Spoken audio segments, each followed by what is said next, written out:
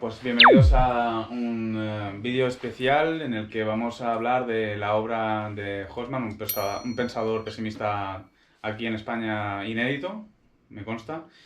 Eh, a propósito de la inminente traducción de Manuel Pérez Cornejo de la obra El monstruo, o lo Sí, monstruoso, no, el monstruo. el Yo le monstruo, traducido como el monstruo, pero la Asuntia. se puede traducir también como la alimaña o la bestia. En inglés creo que se tradujo por la bestia, el beast. O sea Creo que hay una traducción en inglés, no me acuerdo ahora mismo, pero creo que hay una traducción. Y entonces ahí me tradujeron por la bestia y yo de hecho estuve dudando por cómo traducirlo. Al final me quedé con el monstruo porque sobre Hobsbawm influye bastante Cioran.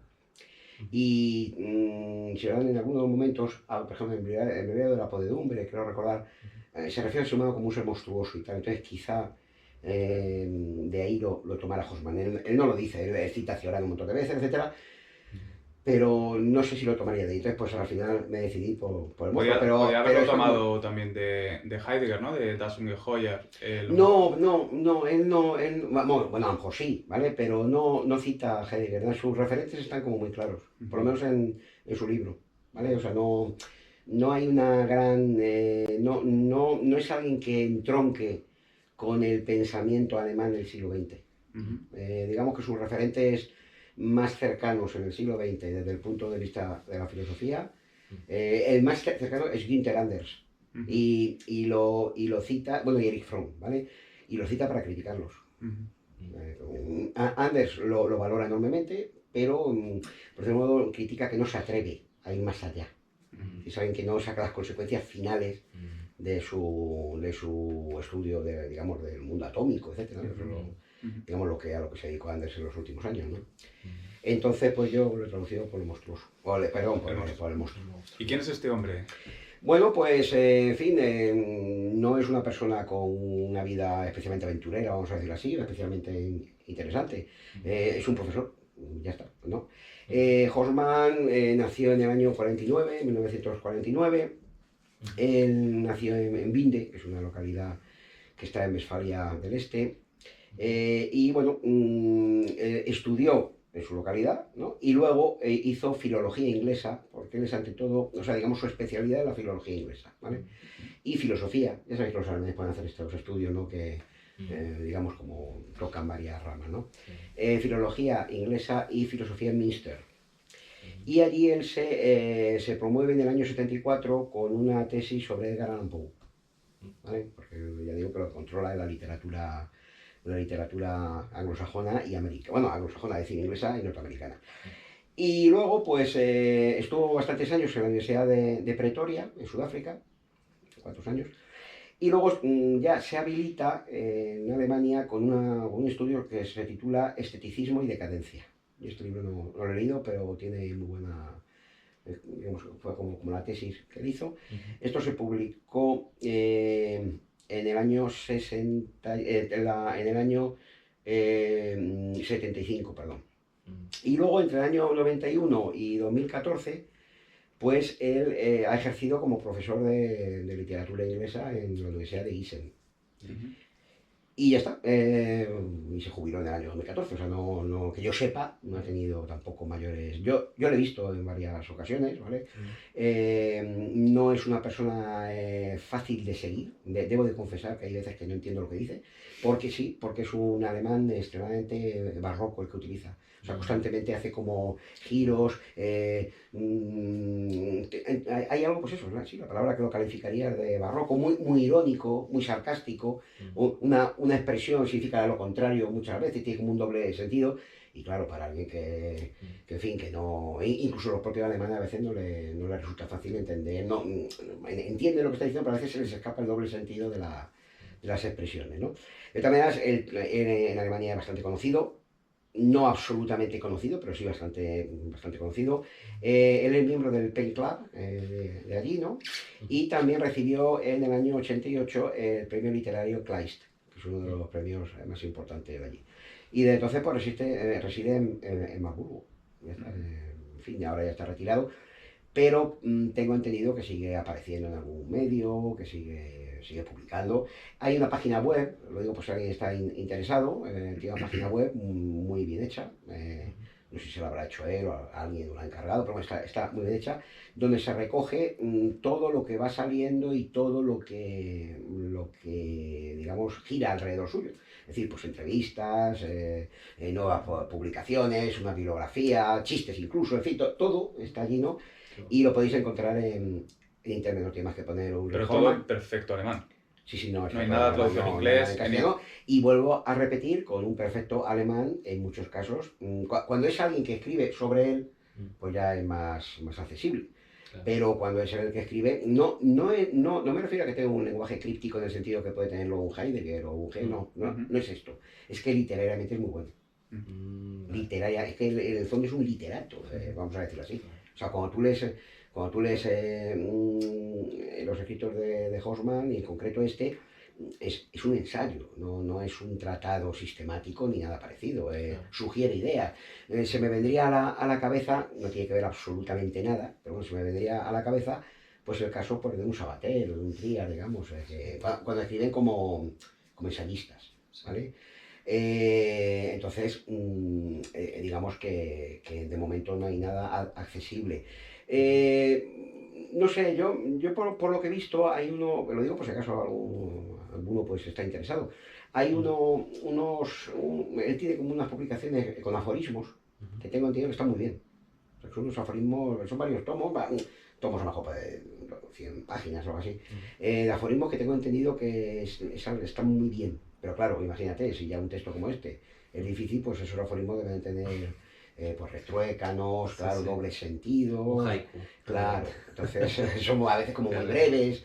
Yo he intentado alguno y bueno, entiendes más o menos lo que, pero claro, para ya traducirlo es difícil. Y en fin, que yo sepa, no ha tenido un predicamento especialmente fuera del ámbito germánico, que yo sepa. En el mundo anglosajón sí lo debieron de conocer más. De todas maneras, Hoffmann, hay que decir que su gran digamos, influencia o su momento pues, más importante, ¿no? No voy a decir álgido, porque ahora todo el mundo dice álgido cuando esa expresión está mal empleada, la siguen empleando, ¿no? Pero bueno, vamos, el momento álgido, digamos, a pesar de que eso está mal, ¿no? De su influencia fue en el año 83 con la publicación de este libro. Y se ha reeditado bastantes veces. La última reedición no la tengo por aquí, pero debía ser a lo mejor del 2014, una cosa así, ¿no? En distintas editoriales y siempre se ha agotado. Siempre se ha agotado rápidamente. Pero claro, en el ámbito germánico. Creo, ya digo, que hay una traducción en inglés, o por lo menos yo he localizado algo así por internet, pero yo no la he consultado, Yo la traducción la he hecho directamente en alemán. Es pura. Sí, no la he consultado. Hay veces que sí he consultado cosas, cuando hay cosas en francés y tal, pues lo cotejo, y si hay cosas que yo he hecho mal, pues siempre hay fallos, siempre tengo, tú lo sabes, ¿no, José Carlos? Que de vez en cuando los famosos pufos de Manuel Pérez, los grandes pufos, ¿no? los hay, claro, es normal, ¿no? Sí, son normal, ¿no? Pero en este caso no he consultado la edición inglesa porque creo que no por buena voluntad, sino que creo que no fui capaz de descargármela o algo así. O sea, estaba como por internet y no fui capaz. Y dije, pues nada, ya. Y además, la traducción la fui haciendo como pues en tiempo libre, mientras hacía otras cosas. Me ha llevado bastantes años, pero no porque sea especialmente largo, porque el libro es muy breve. El libro de la edición alemana tiene, yo qué sé, pues 116 páginas, ¿no? Es un libro, bueno, es verdad que con letra bastante pequeña, ¿no? Sí. En castellano, cuando salga, imagino que será para septiembre, octubre, pues debe tener también 120 y tantas páginas, 130 páginas, ¿no? Pero, en fin, es un libro que me llevó bastante tiempo porque lo fui haciendo como en momento, no es como otras cosas que las he cogido, digamos, del primer momento y hasta la última página, en este caso lo he ido haciendo. Entonces, he ido corrigiendo cosas, porque me he dado cuenta de que había frases que tenían pues, ese doble sentido, y a medida que he ido conociendo más su pensamiento me he dado cuenta de lo que quería decir, porque a veces tú lo traduces como literalmente algo, y suena bien. No es algo que te des cuenta de que eso es una cosa forzada y luego te das cuenta que no, que en realidad está aludiendo a otra cosa. Pero vamos, en general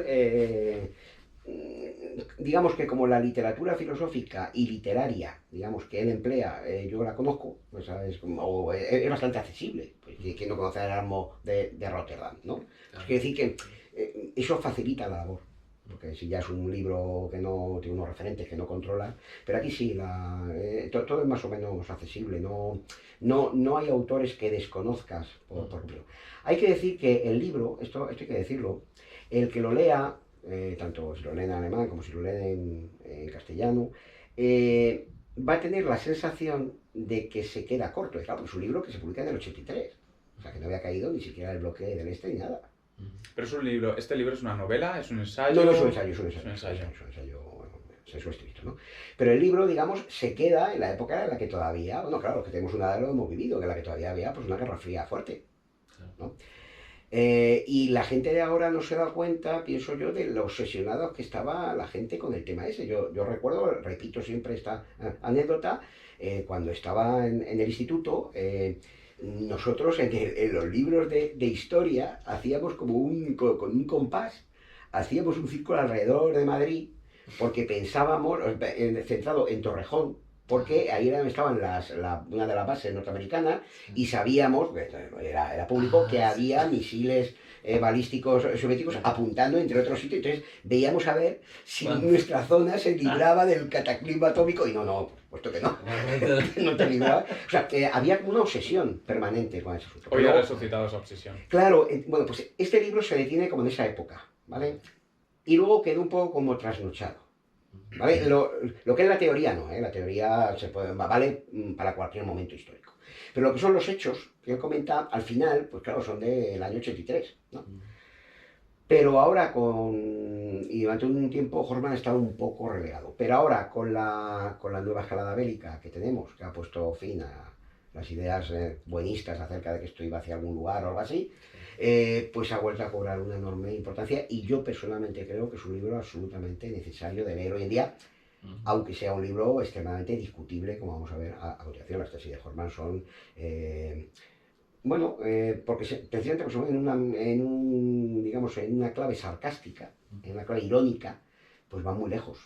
O sea, vienen como a decir que más vale ya que el ser humano apriete el botón y aniquile no solamente a él, sino a la Tierra, que redima a la Tierra de su propia presencia, que es letal. Eso ya evidentemente cualquier credo pacifista pues no lo aceptaría, evidentemente, ¿no? Pero es que él considera que ese credo pacifista que él comparte, que no va, que no sea un loco, no va, pero él se da cuenta de que eso no corresponde a la realidad. Es decir, hay una discrepancia siempre entre el discurso y lo que realmente finalmente se impone. Y lo que se impone es una carrera armamentística que tarde o temprano da salida a las pulsiones destructivas del ser humano. Y esto, en el momento en el que nos encontramos, vuelve a demostrar que esto es así. Bueno, yo no digo que esto es así, quiere decir que el libro ha vuelto a cobrar una gran actualidad, y seguramente se vuelva a reeditar en Alemania, me lo dijeron hace poco, por el hecho bueno, y de hecho es que hace como un año así, me enviaron de Alemania una entrevista que le habían hecho a Horstmann, con ocasión de la actualidad de su libro. Él decía que, bueno, porque claro, durante un tiempo, él mismo llegó a pensar que esta carrera armamentista se había detenido y tal, y que el ser humano había cambiado un poco. O sea, él invalidaba su propia tesis, por decirlo de modo, porque decía los medios que había empleado el sistema a través de los medios de comunicación, etcétera, habían logrado, como a través del fútbol, etcétera, todo este tipo de cosas que eran como un exutorio para la agresividad humana, pues habrían calmado, digamos, esos deseos de autodestrucción del ser humano. Y de hecho es que ha habido unos años que parecía que no, porque la globalización, tal, pero rápidamente se ha mostrado el rostro. Bueno, es que de hecho el propio COVID, ¿no? Sé que es ser un poco conspiranoico y tal, pero la verdad es que algunos piensan que es un arma de esta que se escapó por ahí. O sea, que estamos bajo una amenaza tremenda y que ahora cada vez da la cara más. Y claro, ha vuelto a cobrar una gran actualidad las tesis de Horstmann, y él decía al final de la entrevista que, porque su pensamiento, luego lo veremos, también se ha denominado filosofía de la eventualidad, ¿no? Que existe la eventualidad de que realmente el ser humano ponga fin ya de una vez a esto, a él, como dirán, suicidio colectivo, que es en el fondo lo que late en su interior. Hay como una incomodidad del ser humano con respecto a sí mismo que no quiere reconocer, como si él supiera que está de más aquí de alguna manera y que si no se produce bélicamente, es otra de las claves interesantes del libro de Horman, se producirá ecológicamente. Es decir, otra de las... O sea, esa guerra, que creo que era Naomi Klein la que dice esto, creo, no me acuerdo ahora mismo, esa guerra que tiene el ser humano no es ya la guerra típica, ¿no? De militar, esa la de menos. Los militares no... Yo he conocido a muchos militares y la mayoría no quieren guerra como cree la gente, porque ellos saben lo que es el efecto de una bala. O sea, el que sabe lo que es eso, ese no... Claro. No, es que la idea que hay siempre es que ellos son los que... No, o sea, bueno, siempre puede haber un loco, ¿no? Como el coronel Curtis de la... ¿no? El corazón de las tinieblas, ¿no? Pero no, ellos no quieren, vamos, porque saben lo que eso implica, ¿no? Claro. Pero si no se da esa destrucción bélica, sí se va a dar la destrucción ecológica porque, digamos, el capitalismo, por decirlo de algún modo, está en guerra con la naturaleza. Pero no el capitalismo como tal, es que nuestra economía como tal es así. Una economía de depredación, y es que la primera palabra explotar es una palabra bélica.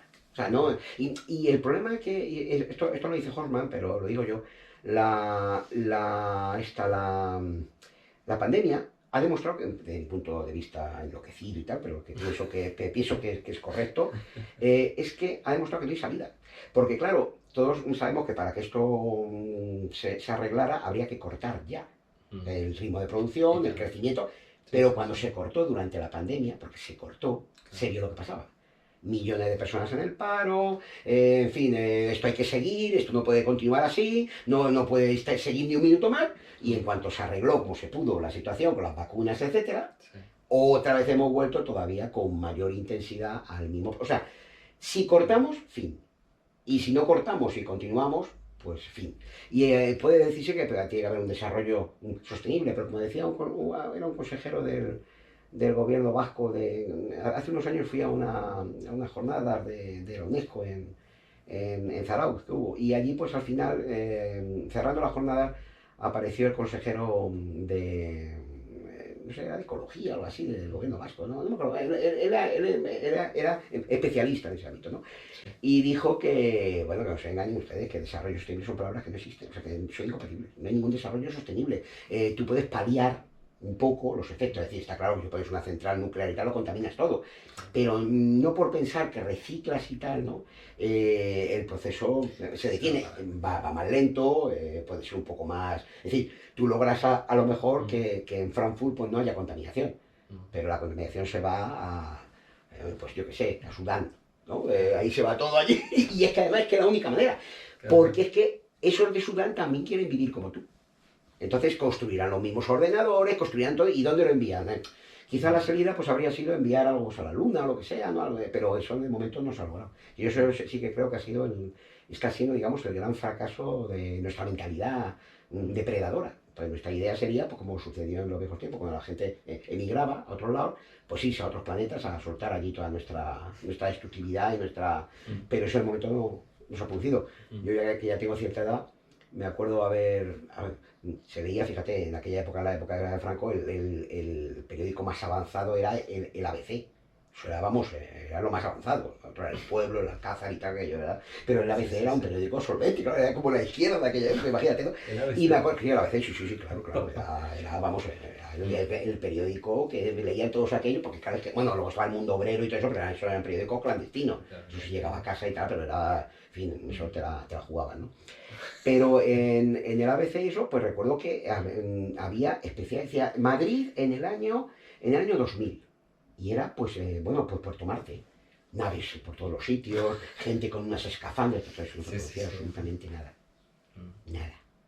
Y me temo que como esto siga así, va a ser igual. Entonces, claro, estamos encerrados en este pequeño planeta, viajando a todos los lados, todos constantemente, contaminando, todos queremos vivir bien y tal. Y claro, está claro que esto no es así. Entonces, Horman, hay que tener cuidado porque, claro, aunque cuando uno lee el libro, la sensación es que casi todo tiende al ámbito del belicismo, hay también ese fondo de que ecológicamente el planeta también está condenado porque esa explotación del planeta, esa agresión contra el planeta se da también en un terreno económico, industrial, etcétera, y además que es inevitable. Entonces tiene como esa doble, porque alguno dice, bueno, pues a lo mejor dentro de poco se hacen unos pactos de no agresión o lo que sea, pero mientras tanto la depredación continúa. Hay algo ahí como, bueno, pues, en fin, está como separado de la naturaleza. Hay como una alienación del ser humano con respecto a la naturaleza que le lleva a enfrentarse a ella y a intentar por todos los medios destruirla. Pero bueno, ese factor como ecológico es un poco marginal en el libro de Horkheimer, se centra sobre todo en el ámbito bélico. Bueno, eso era por lo que respecta digamos, su trayectoria vital, ¿no? No sé si queréis que... Nos adentramos en el libro. Un poquito más en el libro, sí.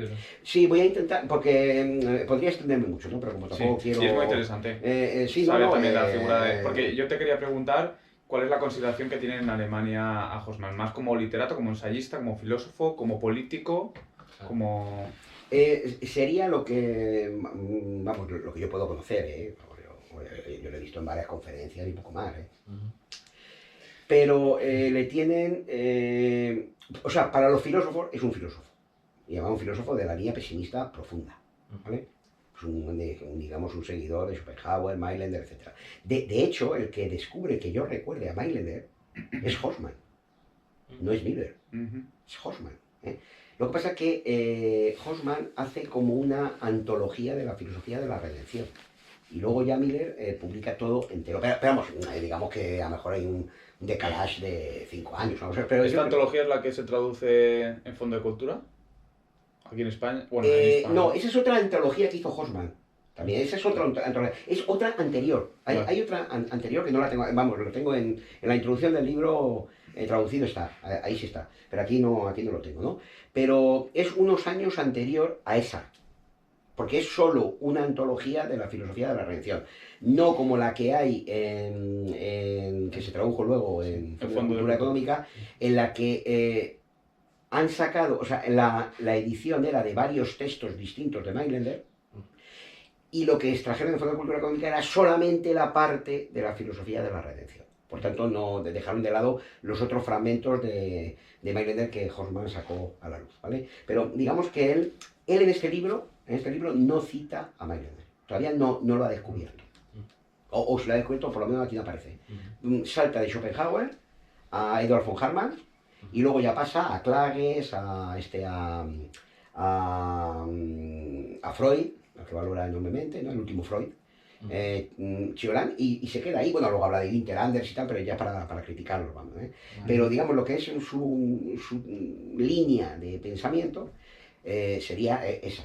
No hay una referencia a Mailandiana todavía en este libro. En ese sentido es un libro del pasado. Pero también te ayuda a ver un poco cómo ha ido evolucionando ese pensamiento pesimista en el mundo germano. Este libro es un libro fundamental dentro de ese curso, digamos, ¿no? Llena como un hueco importante dentro de lo que ha sido la evolución del pensamiento pesimista en la segunda mitad del siglo XX. ¿Se podría decir que en Alemania el fino hilillo del pesimismo nunca llegó a cortarse? Pues yo creo que no. Ya la propia visión, a lo mejor me estoy equivocando, pero ya la propia visión de Lutero y tal del ser humano es como, pues está tomada de San Agustín. No deja de ser un monje agustino, si no recuerdo mal, ¿no? Hay algo como de pesimismo de fondo siempre, ¿no? Está la gracia y tal, ¿no? No es como en el mundo católico. El mundo católico es muy criticado, pero si yo tuviera que coger una religión, o sea, usted tiene que coger una religión y no le queda más remedio, por supuesto diría que el maniqueísmo, ¿no? Yo sería maniqueo, ¿vale? Como diría mi hijo, siempre me decía cuando era pequeño, papá, se veía como espantado, papá, a ti te habrían quemado ya 1000 veces, te habrían quemado 1000 veces, papá. Bueno, en fin, el pobre se asustaba para ayudar, te habrían quemado 1000 veces, papá. Bueno, yo sería maniqueo, pero ya que eso desapareció, el maniqueísmo, además está mal interpretado, está mal visto siempre, no seas maniqueo y tal, la gente no sabe nada de verdad. Yo probablemente sería católico, o sea, la religión católica tiene un componente pagano extremadamente profundo, de que le vincula a Dionisos, a los ritos órficos, en fin, ahí claramente es una religión, tú no tienes que acudir a una misa bien hecha, y es todo un espectáculo que, bueno, sí hay una religión al fondo, pero, en fin, pues es casi arte, ¿no? Es una obra de arte total, en cierto sentido, ¿no? Pero en el mundo protestante no es así. Entonces, ese mundo protestante bebe un poco de esa visión agustiniana, calvinista, etcétera, ¿no? Y yo creo que eso se hereda luego un poco en la corriente del pesimismo alemán. De todas maneras, yo siempre tengo la idea, es una idea mía, no sé si será correcta o no, de que Schopenhauer bebe mucho del mundo de los cátaros, porque él cuando es joven y hace el viaje aquel que hace por Francia, etcétera, Sí. queda como impactado por la zona esa del mediodía de Francia.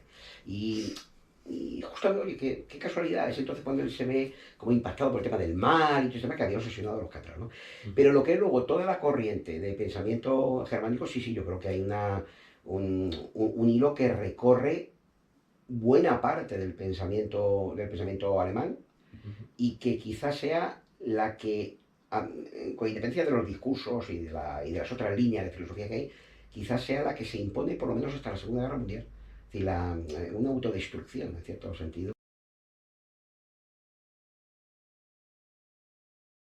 Ya que me decís que hable un poquito del libro, ya os he comentado que la traducción, si no pasa nada y todo va bien, saldría en septiembre, octubre, pero ya os comento un poco de qué va el libro, ¿no? El libro tiene el subtítulo, ¿no? Dice el monstruo, perfiles de una filosofía de la huida del hombre antropófuga. No, el término que utiliza es antropofugale. Claro, ese término yo he dado vueltas y vueltas cómo traducir eso. Porque sería, pues, sí, antropófuga. Es un neologismo que se inventa Hoffman, ¿no? Y claro, para entenderlo hay que ponerlo en correlación con el término antropocéntrica. Es decir, es una filosofía que intenta huir del ser humano. Que intenta por todos los medios alejarse de esa bestia, de ese ser monstruoso, ¿no? Ver el lado oscuro del ser humano, ¿no? Entonces, pues es una filosofía que está caracterizada, ahora veréis en qué sentido, por la voluntad de huir del hombre, ¿no? De ver lo que es realmente, no ocultarlo y tratar por todos los medios de huir de alguna manera de un ser extremadamente peligroso y nocivo, ¿no?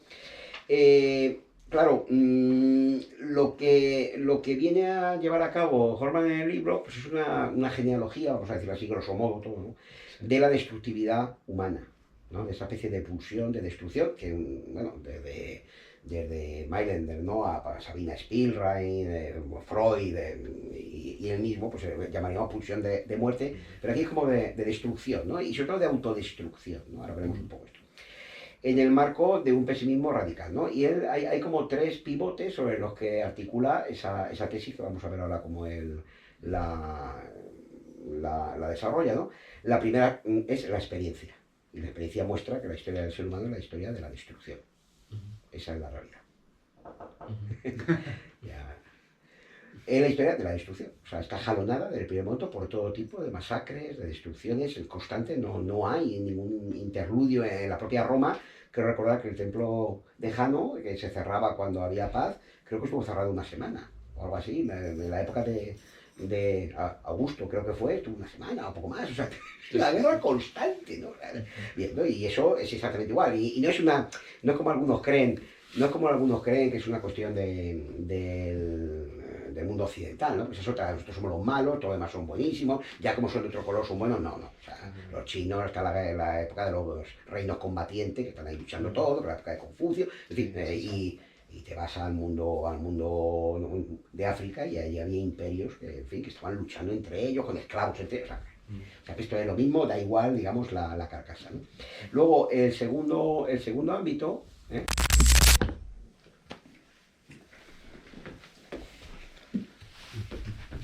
Bueno, pues os comentaba, ¿no? Que el pensamiento de Hoffman es una filosofía que denomina antropófuga porque intenta huir del ser humano.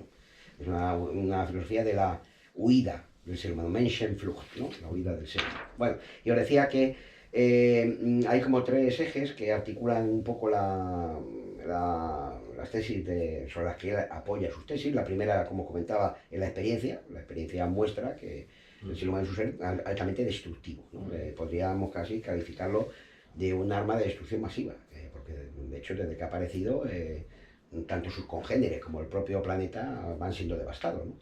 Luego, en segundo lugar, claramente lo que comentábamos antes, está la línea de pensamiento pesimista, ¿no? Pues, entronca con la línea de pensamiento pesimista alemán, ¿no? Especialmente con...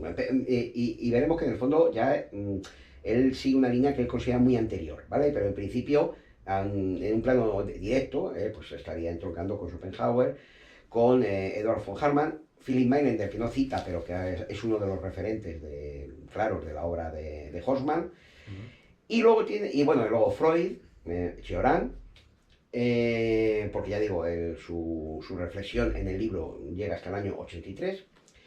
Y luego hay un tercer componente que hay que tener muy en cuenta para su obra, que es el componente satírico. Es decir, él por su formación dentro del ámbito de la filología inglesa, está muy influida por autores como Swift, ¿no? Por el tema por ejemplo, pues los viajes de Gulliver, ¿no? Un pequeño panfletito que tenía que se llama Una modesta proposición, ¿no? O sea, libros que tiene Swift, ¿no? Y ensayos que tiene Swift que tratan pues de mostrar una verdad ridiculizando, satirizando, ¿no? Y esto se nota bien en el libro de Hoffmann, porque claro, él a veces cuando uno lo está leyendo hay como cierto humor, ¿no? Cierta sensación de que está como burlándose, ¿no? Pero es una burla como macabra, ¿no? Es una burla un poco, en fin, pues, bueno, pues irónica y con una sonrisa, pues, de tristeza, ¿no?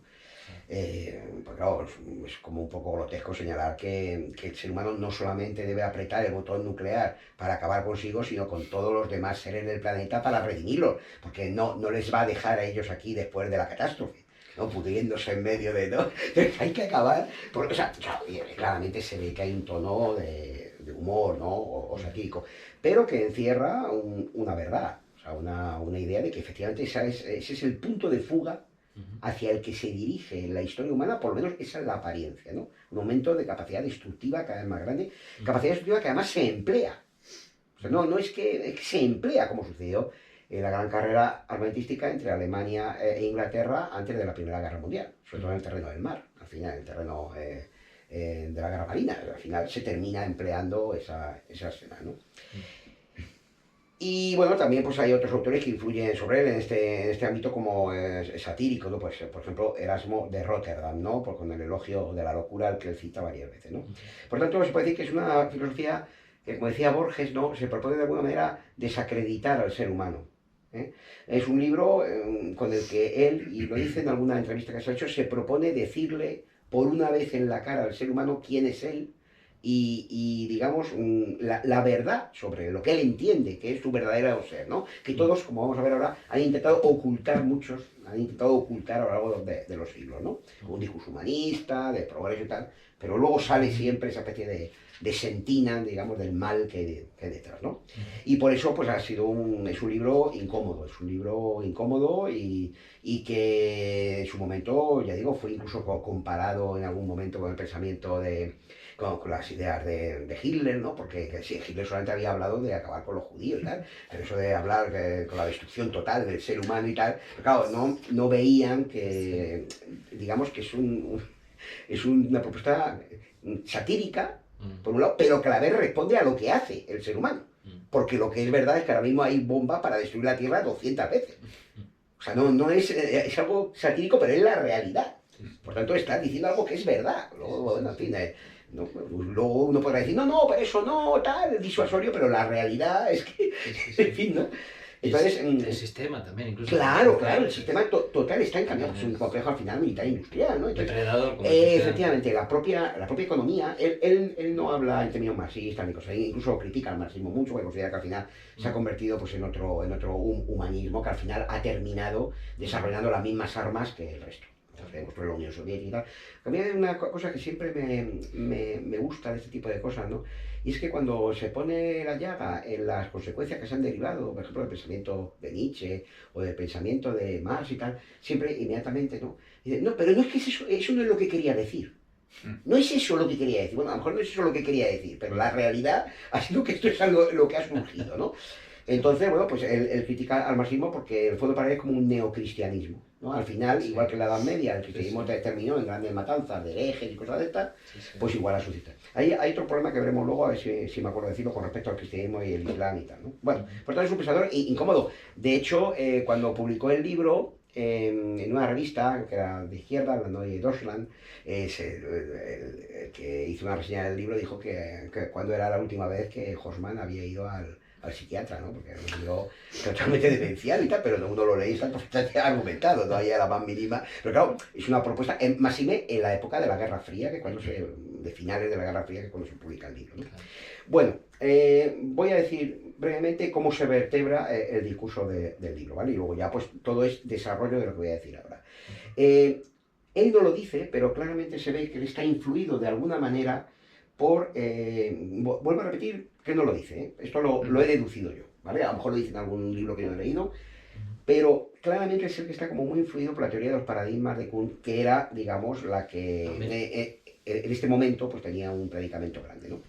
Entonces, claro, él aplica esa teoría, aunque no lo dice, ¿eh? Esto es algo que yo creo que está detrás, porque la perspectiva antropófuga y la perspectiva antropocéntrica son dos paradigmas, lo dice él, ¿no? Entonces yo creo que está esto, ¿no? Ha habido como dos paradigmas que se han alternado a lo largo de la historia, de la filosofía, ¿no? El paradigma antropocéntrico, vamos a decirlo así, y el paradigma antropófugo, ¿vale? El primero es un paradigma pues, optimista, progresista, confía en el ser humano, en un futuro mejor, hacia el que nos encaminamos, ¿no? Incluso con un finalismo, ¿no? Y el otro, que aunque se ha intentado reprimir una y otra vez, nunca ha podido ser erradicado, es un paradigma que habla pues, de este fondo irracional, violento, estúpido en el fondo, ¿no? Como pasa en el caso de Erasmo, ¿no? Con el elogio de la locura, que hay en el ser humano y que termina, digamos, convirtiéndose en un foco pues, de aniquilación y de destrucción, que es el que se va imponiendo, ¿no? Antes de que aparezcan estos dos paradigmas, él habla digamos, del ámbito mitológico, ¿no? Entonces, en el pensamiento mitológico, él dice, todo esto es un poco, esta parte es un poco como discutible para mí y pasa sobre ella al comienzo de una manera como muy rápida, pero bueno, es su tesis, ¿no? Él habla del pesimismo del mito. Es decir, los primeros mitos, normalmente cuando aparece el ser humano, es un ser nulo, ¿no? O sea, los dioses rápidamente se dan cuenta de que han cometido un error, ¿no? De que ese ser no funciona, ¿no? Y no solamente en el ámbito del Génesis, sino en otros, él analiza mitos aztecas y tal, pues rápidamente hay que destruirlo. Hay que destruirlo porque ese ser ha salido mal, ¿no? Es un ser que rápidamente ven como que se revela, que empieza a hacer ahí cosas que está mal, ¿no? Que me recuerda un poco a lo que pasa en las últimas películas de Ridley Scott, de la serie Alien, la de Prometheus, etcétera, donde eso que le pasa a Dios con el hombre, le pasa al hombre con la inteligencia artificial. Que ven como un robot y tal, que rápidamente comienza a hacer el mal. Sí. ¿No? Porque de hecho que está protagonizado por el actor Fassbinder, que es un actor magnífico, ¿no? Entonces, lo primero que hace es hacer el mal. Y de hecho, el alien se puede decir que lo crea él, ¿no? O sea, entonces, digamos que eso es lo que sienten los dioses al comienzo, ¿no? Que han cometido un error, que ese ser está mal, y siempre hay algún tipo de cataclismo, ¿no? Un diluvio, él analiza incluso algunos mitos del Popol Vuh, ¿no? Donde hay como varias destrucciones una detrás de otra, porque una y otra vez los seres humanos que crean los dioses están mal, ¿no? Pero ese pesimismo del mito, que también se ve pues, en la caja de Pandora, todo esto, ¿no? Ese pesimismo, o en la decadencia de las distintas edades en Hesíodo, o va decayendo cada vez más, ¿no? Es sustituido por el optimismo de la razón con los presocráticos. Aparece ese paso del mito al logos, sería el paso del pesimismo al optimismo, vamos a decirlo así. Entonces aparece ese culto a la razón, de una manera o de otra, que se va desarrollando a lo largo de los siglos siguientes. Estoy resumiendo de una manera casi grotesca, ¿eh? O sea, la cosa es luego más desarrollado, ¿vale?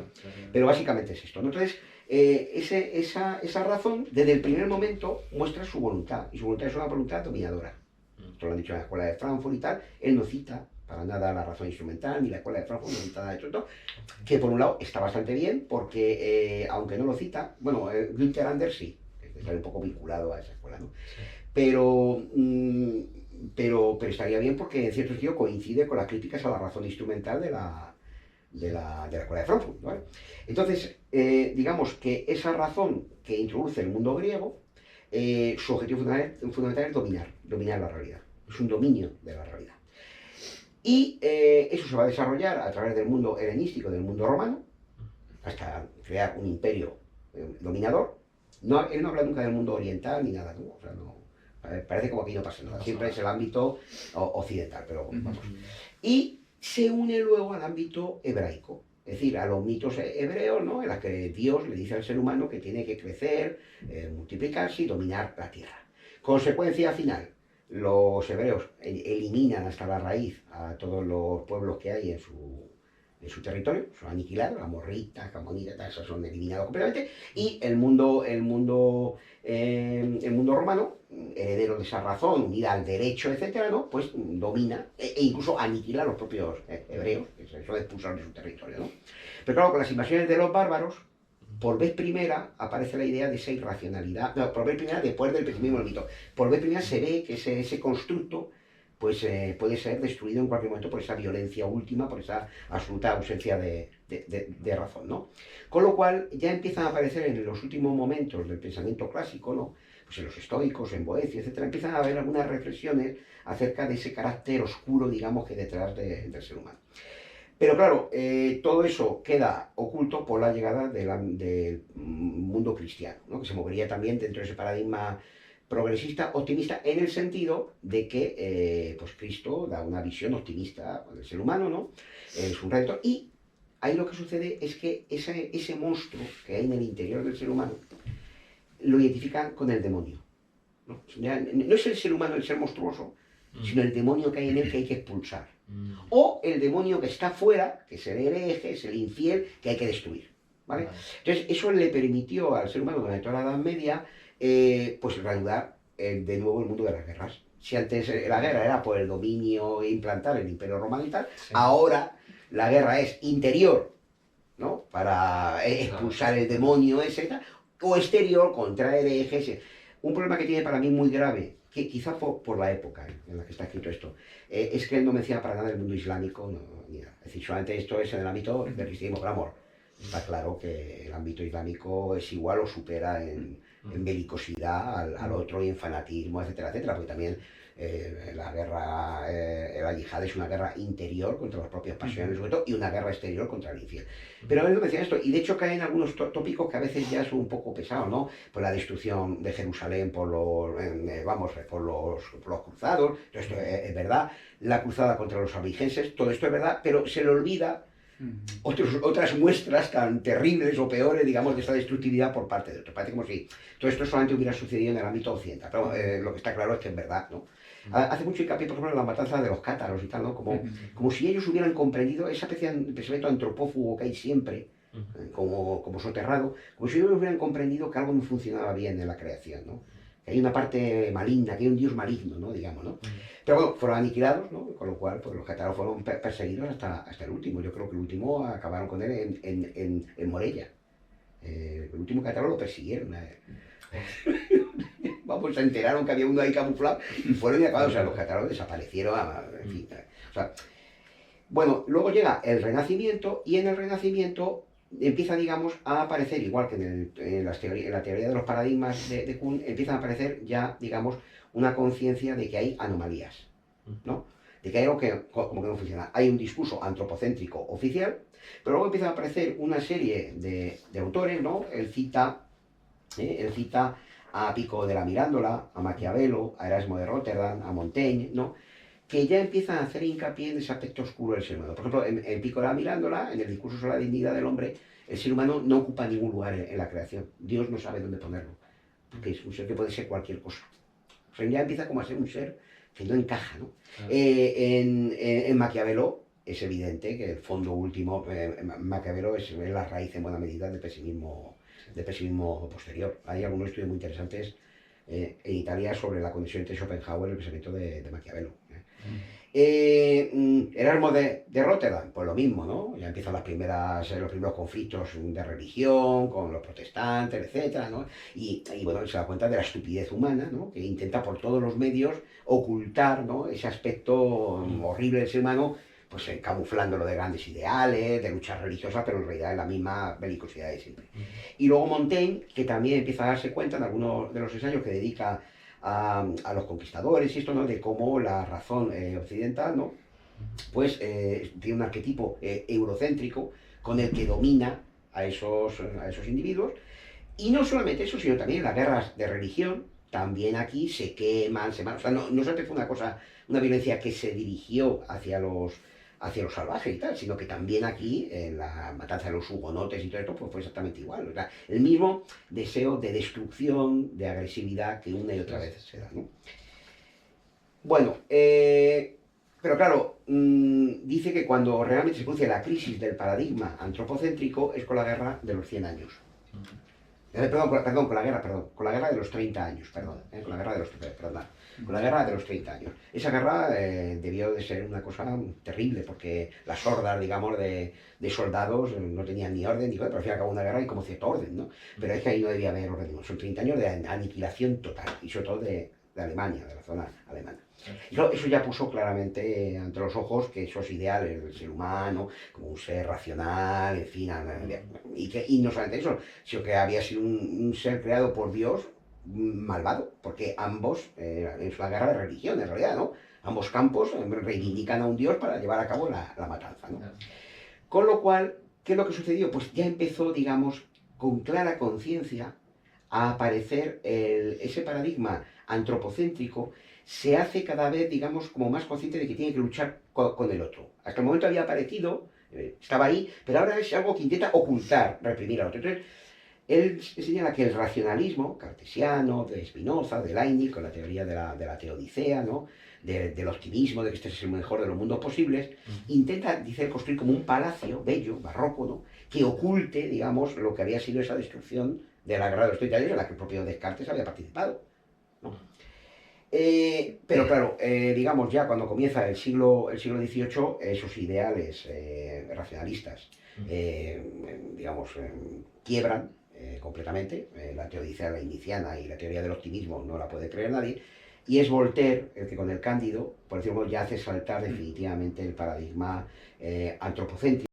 Porque, digamos, una vez que has expuesto esos dos paradigmas, el resto es sencillamente una prolongación. Vale. Bien, pues como os comentaba, él retoma este análisis a partir del Cándido de Voltaire, habla de cómo durante la época de la Ilustración, pues ya comienza claramente a tenerse conciencia de ese mal radical que hay en el ser humano. La Meslier, os comentaba antes, habla de esto, el barón d'Holbach también habla de este fondo oculto en el sistema de la naturaleza en el ser humano, y el propio Kant, ¿no? Que es un ilustrado de prototipo, habla, sin embargo, de que hay un mal radical en el ser humano que es difícil de poder erradicar, ¿no? Bueno, claro, inmediatamente llega la época revolucionaria y ya claramente todo se hace evidente. O sea, los discursos de libertad, de igualdad, fraternidad, lo que es un baño de sangre absoluto, aumentado luego por la presencia, como dice él, de un enano corso. Es decir, el enano corso coge esos ideales y baña de sangre Europa por completo para imponer esos ideales antropocéntricos, ¿no? Y humanistas, de progreso, de libertad, tal, y uno de los casos más claros, ¿no? Y, digamos, ya queda claro que este no es el mejor de los mundos posibles y que buena parte de la destrucción que hay en él, vamos, casi toda la destrucción que hay, salvo cuando hay un terremoto como el de Lisboa, es en consecuencia de ese fondo profundo y destructivo del ser humano que es irreprimible y además que va increciendo, ¿no?